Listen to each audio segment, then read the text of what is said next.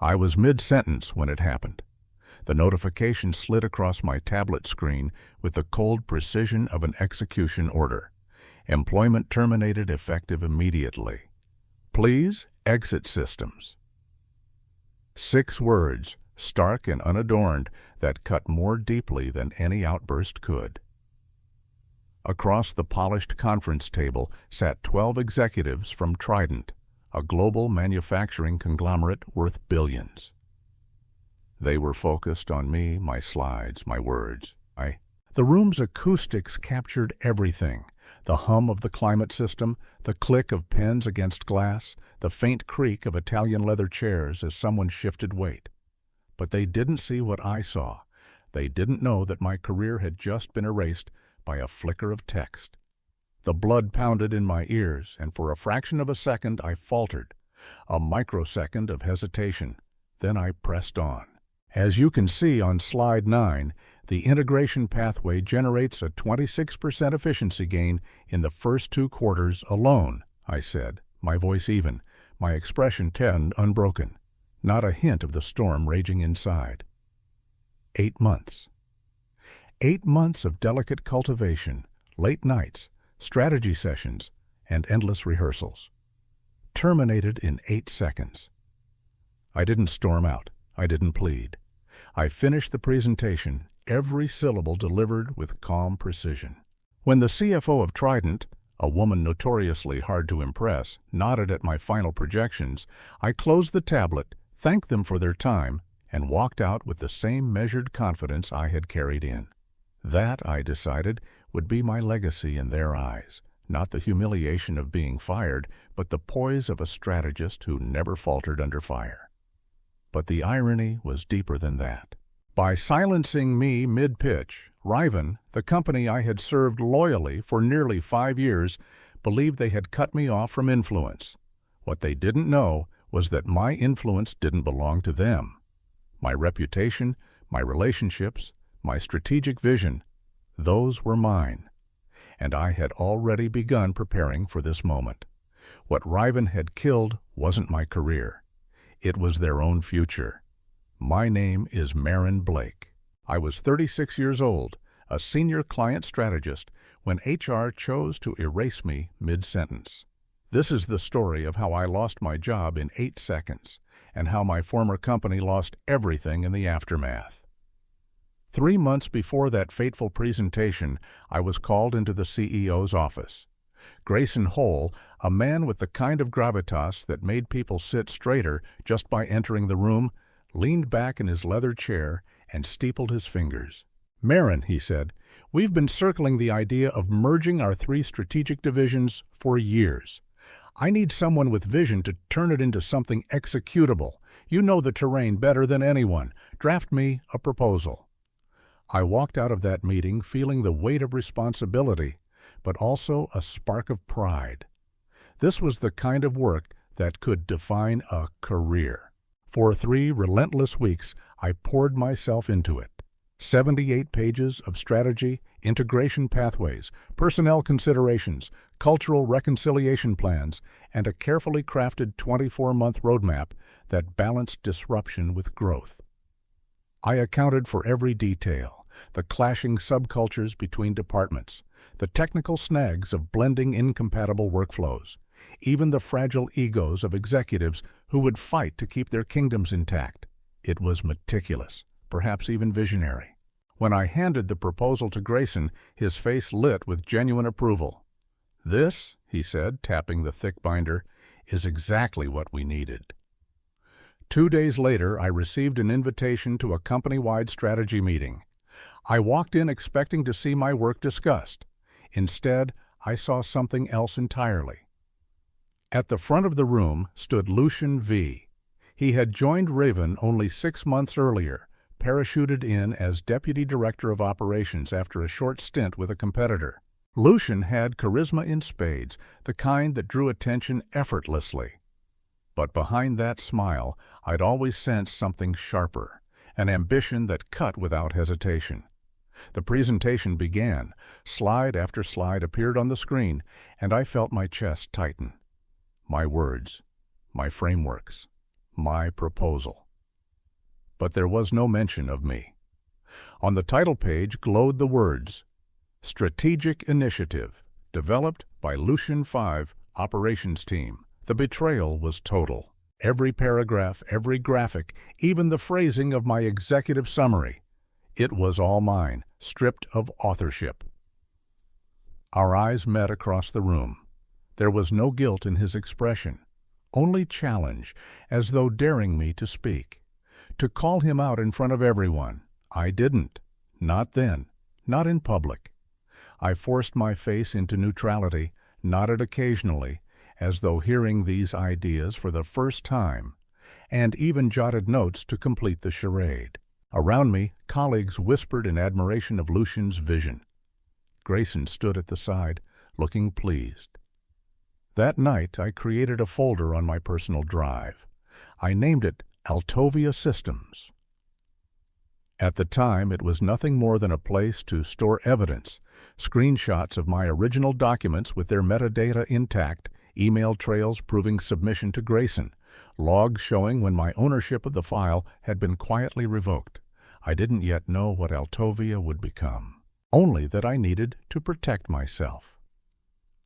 The weeks that followed carried the subtle cruelty of professional exile.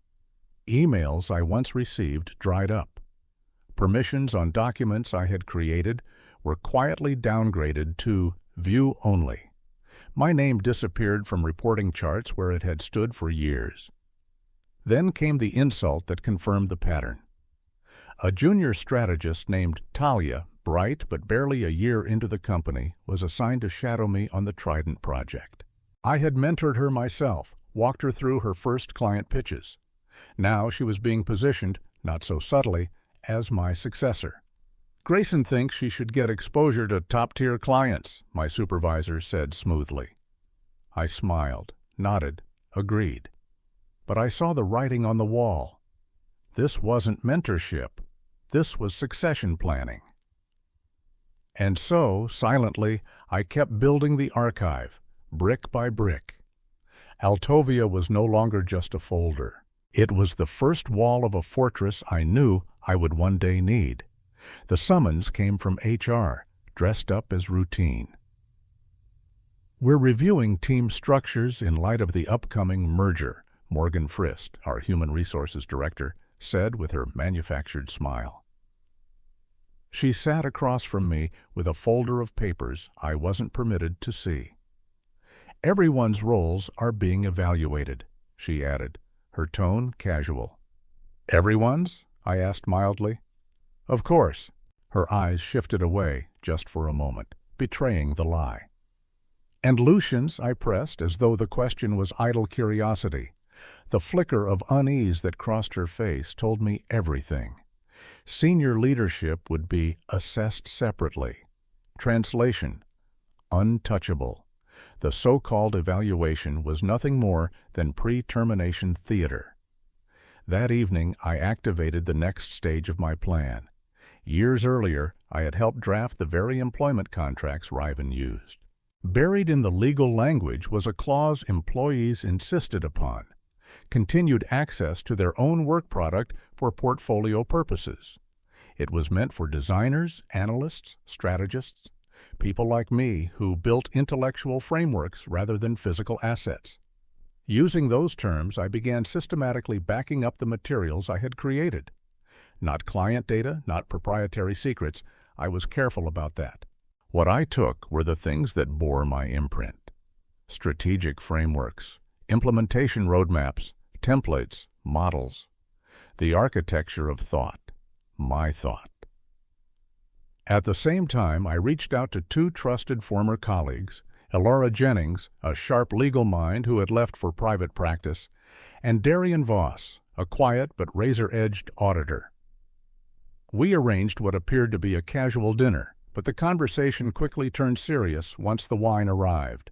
I'm building something new, I told them, leaning in. Parallel to Riven for now, independent if necessary. Altovia Systems. Elara frowned, cautious as always. You're asking us to compete with your own employer? That's dangerous territory, Marin. Not compete, I said carefully. Not yet. I'm simply preparing a framework, one that could operate independently, if circumstances demand it, within the boundaries of my contract. Darian smiled slightly, the way he always did when he saw a strategic move unfold. You're expecting to be pushed out. It wasn't a question. I didn't deny it. I'm preparing for all contingencies. At the time, Altovia was little more than a name, a shell, and a series of backup files. But with Alara's legal acumen and Darian's command of systems, it became more than theory. We drafted articles of incorporation, registered a modest office lease under the Altovia name, created digital infrastructure. What had begun as an evidence folder was transforming into the skeleton of a company. Meanwhile, inside Riven, the writing on the wall grew bolder. Invitations stopped arriving. My role on projects diminished. Talia shadowed me more closely on the Trident account, an account I had cultivated personally for 8 months, nurturing relationships with executives across 17 countries, building trust conversation by conversation. Trident was no ordinary contract. It was a $72 million transformation of their entire client engagement system, a project that would reshape their global operations. It wasn't just numbers on a slide. It was human trust. Executives confiding pain points late at night, cross-border teams waiting for solutions, an empire waiting to be modernized. And all of that, everything I had built, was now being pried from my hands. I could have confronted them, could have fought openly, but I had learned something from history, from countless innovators betrayed by their own institutions. The ones who survived weren't those who screamed when the knife went in. They were the ones who quietly prepared a way out while the blade was still being sharpened. Altovia was no longer a contingency. It was becoming a necessity, and I knew the day would come when it would no longer be hidden in the shadows, but called into the light. The morning of the Trident pitch felt like the culmination of everything I had worked toward. Months of planning had led to this moment, the final presentation that could secure a $72 million transformation contract. I knew every slide, every transition, every potential question. My mind was sharper than it had ever been. Yet when I walked into the preparation room, I saw him. Lucian, seated in the back, silent, his smile as thin as paper. He hadn't been involved in a single meeting with Trident until now. Grayson thought I should observe today, he said lightly. Continuity purposes. The message was clear. I wasn't continuity. I was expendable. At 10 a.m. sharp, the doors closed, and the executives of Trident leaned forward with the guarded curiosity of people deciding whether to trust. I launched into the presentation with the calm certainty of a man who had rehearsed every word. Their CFO, famed for her skepticism, nodded slowly at my projections. It was working. I could feel it. Then, mid-sentence, the notification arrived. Employment terminated effective immediately. 8 months of work erased in 8 seconds. I kept speaking. The muscle memory carried me through. Not a crack in my voice, not a tremor in my hands. When the final slide faded, I thanked them, closed my tablet, and walked out, dignity intact, reputation preserved. I didn't return to Riven. My desk, my colleagues, the hollow condolences, I had no use for any of it. Everything I needed was already secured. Instead, I drove to a modest office space leased 2 weeks earlier under a different name, Altovia Systems. Inside, Ilara and Darian were waiting. I sent them only one word before leaving Trident. Horizon. It was our prearranged signal. So they actually did it, Darian said when I walked in. Not a question. During the Trident presentation, I confirmed, setting my bag down on the desk that was no longer theoretical. It was mine. Ilara shook her head. They fired you mid-pitch? That's not just short-sighted. It's catastrophic. They think they've won, I replied quietly. but they've just set everything in motion. That afternoon, Altovia moved from contingency to reality.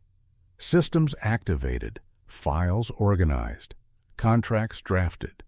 What had been a safety net was now a living, breathing entity. We weren't scrambling, we were prepared. Meanwhile, back at Riven, the cracks appeared immediately. Trident's Chief Technology Officer, Ariana Myers, sent an email to Grayson. We were impressed with Marin Blake's presentation this morning and are prepared to move forward as discussed. Please confirm that Marin will be our primary contact for implementation planning. Grayson's reply, written with the help of legal and HR, was careful. We're pleased you found the presentation valuable. Our implementation team, led by Lucien 5, is ready to proceed with next steps. Ariana's answer was swift and cutting. We would prefer to continue working with Marin Blake, who has demonstrated exceptional understanding of our needs throughout this process. Please clarify if this is possible. That exchange, which I later learned through allies inside Riven, was the first tremor. The second came when Trident abruptly postponed the contract signing, citing internal review. The truth was simpler. They were hesitating. And that was when I made my first move as Altovia. I drafted a simple, factual email to Ariana. As of today, I am no longer with Riven Group. I appreciate our professional interactions and wish Trident success with your transformation. If I can be of assistance in the future under my new venture, Altovia Systems, please don't hesitate to reach out. No accusations, no bitterness, just the truth and an open door. Her response arrived in 20 minutes.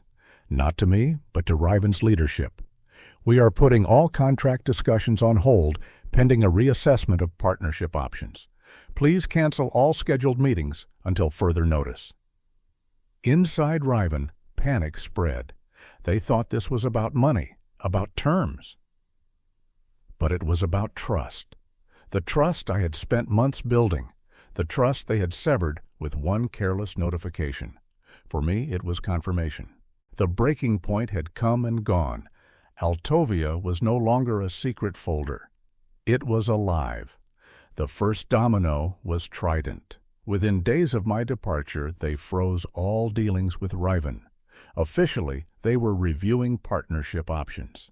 In reality, they were waiting to see where I would land. Riven's leadership scrambled. Emergency meetings were called. Grayson, red-eyed from sleepless nights, positioned Lucien at his right hand.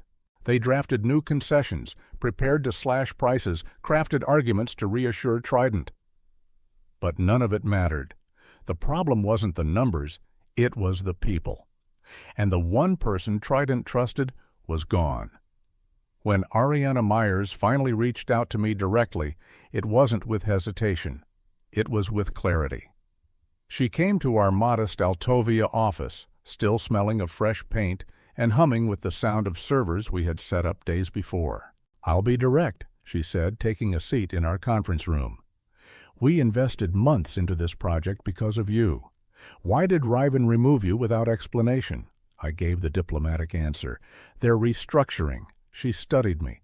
That's a polite way of saying they don't know what they're doing. I didn't reply. I didn't need to. Instead, I told her what Altovia stood for. Precision, trust, strategy built around people, not politics. And in that moment, Altovia went from theory to reality. 2 days later, Trident terminated all discussions with Riven and requested a formal proposal from Altovia Systems. The tremor became an earthquake. Inside Riven, panic curdled into blame. Talia, the junior strategist they had positioned to shadow me, was suddenly carrying the weight of expectations she was never meant to bear. Bright though she was, she lacked the years of experience needed to handle global executives hardened by decades of negotiation. Meetings faltered, promises slipped. The facade cracked. Lucien, for all his charisma, could not mask his ignorance. He spoke in confident buzzwords but failed to answer basic technical questions. The very framework he had stolen from me was collapsing under scrutiny, because he had never understood its architecture. Meanwhile, Altovia's growth was swift but controlled. With Ilara's legal guidance and Darian's auditing precision, we built the company brick by brick. We didn't advertise. We didn't boast. Our reputation spread quietly, carried on the lips of executives who valued substance over show. Within a month, 2 other prospects I had cultivated at Riven reached out to me directly. They, too, had seen the instability, the clumsy handling of transitions, the erosion of trust. They chose to follow the strategist, not the logo on the business card. Riven began to bleed. Their engagement metrics showed a sharp decline. Clients were logging into their systems less, responding less, showing less faith. Even those who stayed grew restless. The merger of the 3 divisions, the very plan Lucian had paraded as his own, was faltering. Departments were clashing, not collaborating. Synergy had been replaced by sabotage. From the outside, Riven still looked intact. But inside, the walls were crumbling. Each failed client meeting, each postponed contract, each whispered rumor about why I had left, they all eroded the foundation. And through it all, I said nothing. I didn't need to. I didn't celebrate their failure or gloat over their losses. I focused on building Altovia into what Riven had never been allowed to become, a place where strategy mattered more than politics, where credit wasn't stolen, where relationships were treated as sacred currency. The dominoes had begun to fall, and once they started, nothing could stop them. 1 year after the notification slid across my tablet screen, I walked through the front doors of Altovia's new headquarters. We had outgrown our modest rented floor and now occupied an entire building near the city center. The lobby gleamed with understated elegance, a simple sign bearing the Altovia logo, and beneath it, discreetly etched in steel, founder and CEO, Marin Blake. Altovia was no longer a contingency plan or a survival project. It was a company, thriving, respected, and feared in the same circles that once dismissed me as expendable. Trident's transformation had been completed ahead of schedule and under budget. They had already awarded us 2 new contracts. Our next major win, a global retail chain, had turned its loyalty program into a model studied across the industry. Word spread, not through marketing blitzes or glossy campaigns, but through results. We now had 28 employees, 7 of them former Riven staff who had chosen to cross over. Among them was Talia, the junior strategist once groomed as my replacement. When she walked into our office as Altovia's new senior client relations specialist, she carried not only her own talent, but also the lessons she had learned watching Riven implode under the weight of arrogance. Riven, meanwhile, was unraveling. The merger that had been paraded as Lucian's masterpiece was now a tangle of competing interests. Clients defected. Internal morale collapsed. Within 9 months, the board voted to remove Grayson as CEO. The official reason: strategic differences. The real reason: revenue falling, clients fleeing, stock plummeting to a 5-year low. Lucian disappeared from the company's website without ceremony. Morgan from HR had already left. What remained was a shell of a company, still standing but hollowed out. 2 years later, Altovia had grown to 43 staff and 3 offices across the country. Riven still existed, but diminished, partially acquired by a larger competitor who valued its client list more than its leadership. Grayson made the occasional appearance at industry events, careful to avoid me. Lucian had resurfaced at a startup far away, his resume curiously vague about dates, but I no longer defined myself in opposition to them. Altovia had its own identity now, its own culture. We weren't the company Riven betrayed. We were Altovia, known for strategic excellence, flawless execution, and unwavering trust. And I realized something important. I had never sought revenge. I had never needed to destroy Riven. All I had needed was to build something better. Their downfall had been self-inflicted, my success, self-created. That's the paradox of betrayal. Those who wield it believe they are ending you. In truth, they may only be freeing you. Riven thought they had silenced me in that conference room. Instead, they amplified my voice. They thought they had erased me. Instead, they gave me the pen to write my own story. Sometimes being silenced is just the universe telling you you've been speaking in the wrong room all along. So I built a new room, and the right people walked inside. Altovia was never meant as revenge. It was a rebirth. My name is Marin Blake, founder and CEO of Altovia Systems. And this is just the beginning.